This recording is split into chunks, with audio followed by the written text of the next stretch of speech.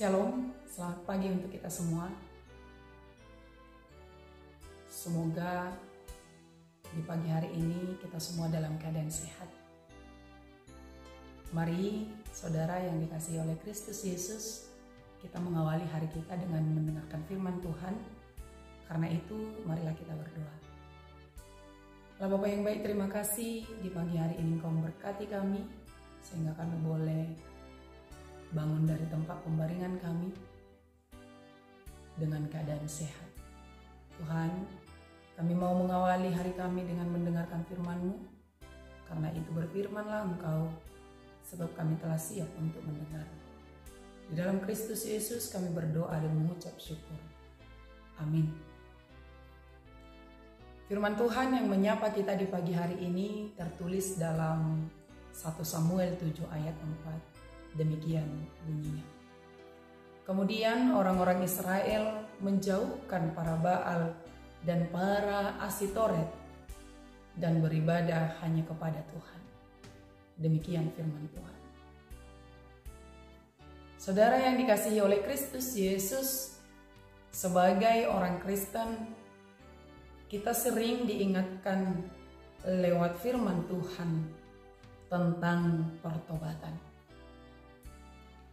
Pertobatan adalah sebuah perubahan pikiran yang membuat kita lebih dekat kepada Allah dan yang menghasilkan perubahan tindakan dalam setiap perilaku kita yang sesuai dengan kehendak Tuhan. Dengan demikian, kita akan beroleh keselamatan yang daripadanya. Sebagaimana firman Tuhan yang tertulis dalam Kisah Para Rasul 3 ayat 19 katakan, karena itu sadarlah dan bertobatlah supaya dosamu dihapuskan. Hal inilah yang disuarakan oleh Samuel kepada bangsa Israel ketika mereka mengalami tekanan oleh karena kekalahan demi kekalahan yang mereka hadapi, khususnya dari bangsa Filistin. Samuel katakan, jika kamu berbalik kepada Tuhan dengan segenap hati, maka jauhkanlah para Baal dan para Asitoret dari tengah-tengahmu, dan tujukanlah hatimu kepada Tuhan, dan beribadalah hanya kepadanya. Dengan demikian, Tuhan akan menyelamatkan kamu dari tangan Filistin. Sebagaimana yang kita ketahui bahwa pada saat itu bangsa Israel telah jauh dari Tuhan. Berawal dari tabut Tuhan yang merupakan simbol penyertaan Tuhan yang telah lama tinggal di Kiryat Yearim, 20 tahun lamanya. Dan juga mereka yang telah menyembah para Baal yang merupakan dewa utama di antara bangsa Fenisia dan Kanaan, yang menurut mereka adalah dewa kesuburan yang memberikan kesuburan tanah dan yang berkuasa akan bumi.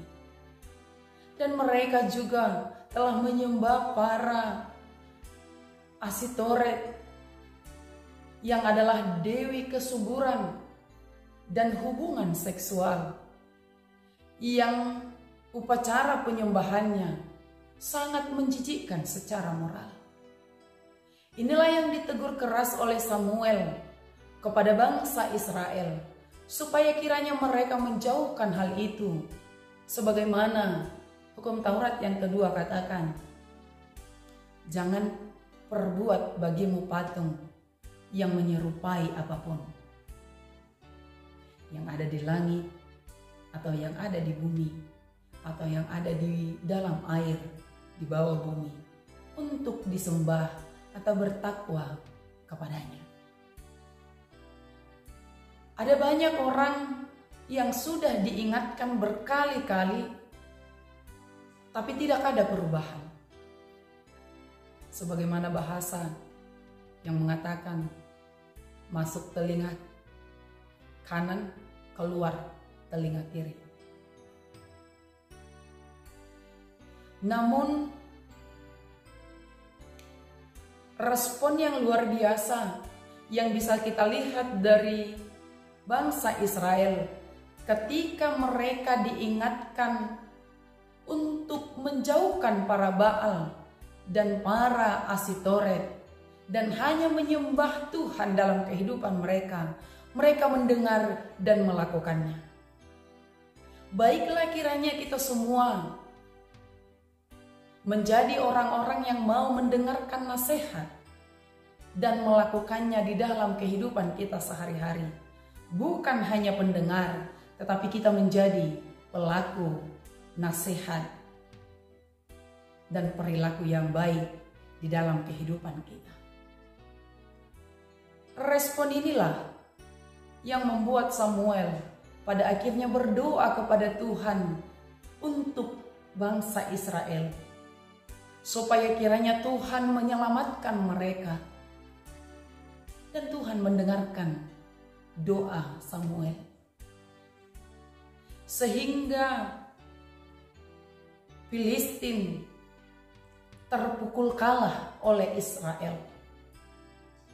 Kita diingatkan oleh firman Tuhan yang tertulis dalam Yakobus 5 ayat 16b. Doa orang yang benar, bila dengan yakin didoakan, sangat besar kuasanya. Ada kuasa dalam setiap doa orang-orang yang berdoa dalam kebenaran. Ada kekuatan dalam setiap doa kita. Itulah sebabnya kita selalu diingatkan, tetaplah berdoa. Karena doa menjadi kekuatan bagi setiap orang percaya. Karena doa menjadi alat komunikasi kita, menyampaikan setiap keluh kesah kita kepada Tuhan. Doa menjadi alat komunikasi kita, memuji, menyembah nama Tuhan dalam kehidupan kita. Karena itu, di tengah pergumulan yang kita hadapi, baik dalam keluarga, dalam pekerjaan, dan pergumulan yang lain, biarlah kita hidup di dalam kebenaran, berbalik kepada Tuhan, mengasihi dan takut akan Tuhan, serta tetap tekun di dalam doa. Dengan demikian, sekalipun kita menghadapi pergumulan, sekalipun kita menghadapi permasalahan dalam hidup, kita akan dimampukan oleh pertolongan Tuhan. Karena itu, ingatlah bahwa Tuhan mengasihi kita. Dia telah memberikan Kristus Yesus sebagai juru selamat bagi kita. Jalanilah hari-harimu bersama dengan Tuhan, supaya dengan demikian kita hidup dalam kebenaran dan kita dimampukan dalam setiap perjalanan hidup kita. Amin. Kita berdoa. Allah Bapa yang baik, terima kasih buat firman-Mu yang mengingatkan kami untuk senantiasa bertobat dan hanya menyembah Engkau di dalam kehidupan kami. Karena itu jauhkan dari kami segala bentuk pujian selain daripada Engkau. Dan biarlah kami hidup mengandalkan Engkau, berdoa dengan sungguh-sungguh, menyerahkan hidup dan kehidupan kami hanya ke dalam tangan pengasihan Tuhan. Tuhan, berangkatkan kami untuk melakukan aktivitas kami sepanjang satu hari ini di dalam kebenaran dan takut akan Engkau. Di dalam Kristus Yesus kami berdoa dan mengucap syukur. Amin.